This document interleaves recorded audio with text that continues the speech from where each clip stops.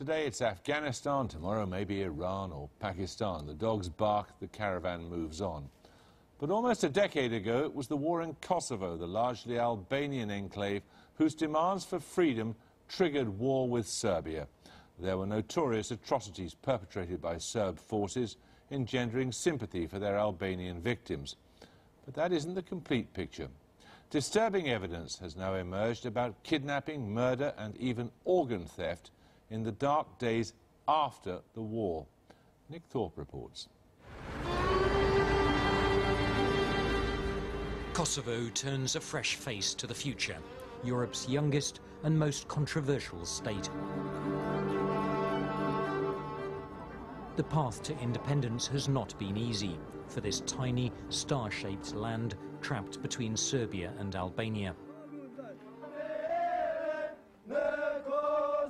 From 1998 to 1999, the ethnic Albanian Kosovo Liberation Army fought a bitter guerrilla war against the Serb police and army. The price paid by Albanian civilians was enormous. Villages were surrounded and shelled. Thousands died. And 800,000 Albanians were expelled, not simply from their homes, but from their homeland.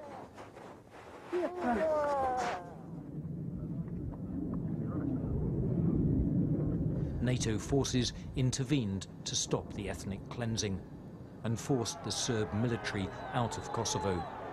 They left in fury a land they regarded as their own.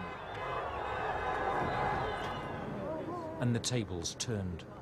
As NATO peacekeepers struggled to establish order, Albanians sought revenge. A period of terror for the remaining Serb civilians.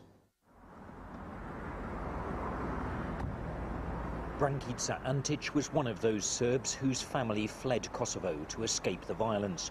She has returned to her native Prizren for the first time in 10 years to talk to us about her husband Zlatko. She says he was abducted by Kosovo Liberation Army soldiers after the war.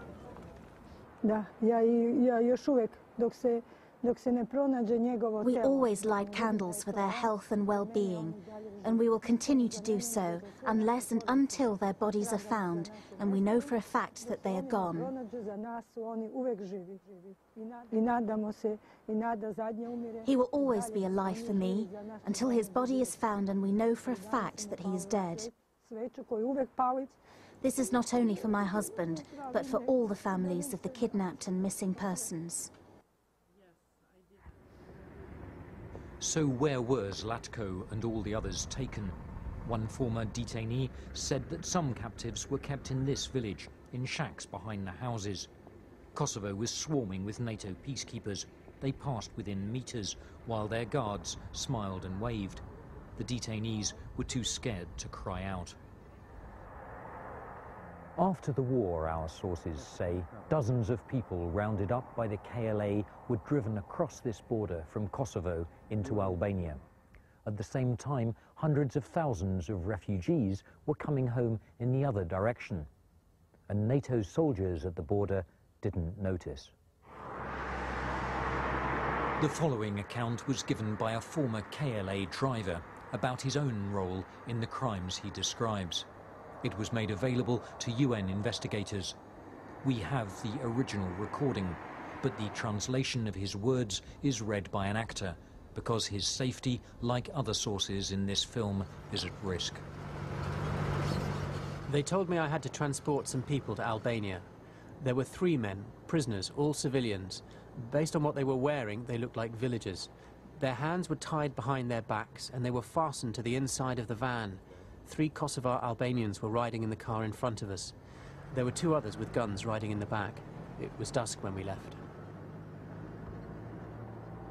Some of those abducted were taken across the border from Prizren in Kosovo to Kukes. The town was a key supply base for the Kosovo Liberation Army during the war. Prisoners were also held here. Few who survived dared to tell the tale, but this man did. His testimony makes clear that prisoners of different ethnicities, including Serbs, were transported from Kosovo into Albania. We have disguised his voice. They ill-treated people in the corridor. They also came into the rooms in groups of 5 or 6 to question us. And they used knives, guns and automatic rifles. They did things to us that you wouldn't even do to animals. How do you know there were Serbs there as well?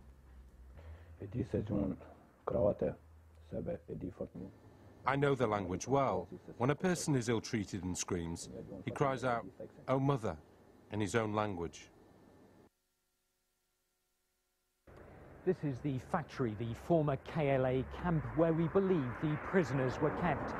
10 years on, the gates he describes are still the same. And just through there, I can make out the iron bars on the windows where he says he was shackled. You know, this is where our source came. These stories of kidnapping and murder were first discovered by the American journalist Michael Montgomery. Many of the men we interviewed were in the KLA, and to this day, many of them still believe in the cause, that is, their cause of independence from Serbia. But they also say that there was an underside of that war, of their war, and an underside to the men who were fighting the war, which was not about independence. It was about other things. It was about revenge, it was about killings, it was about greed. One of the victims was buried here. There are probably others. This was very difficult to get this kind of information. The men who knew about it were very reticent about talking. But when we did start developing a picture, when a picture started emerging of these camps, of the detentions, of the beatings and the killings, we eventually decided to go to the people whose job it was to find these missing, and that is the UN Office of Missing Persons in Kosovo.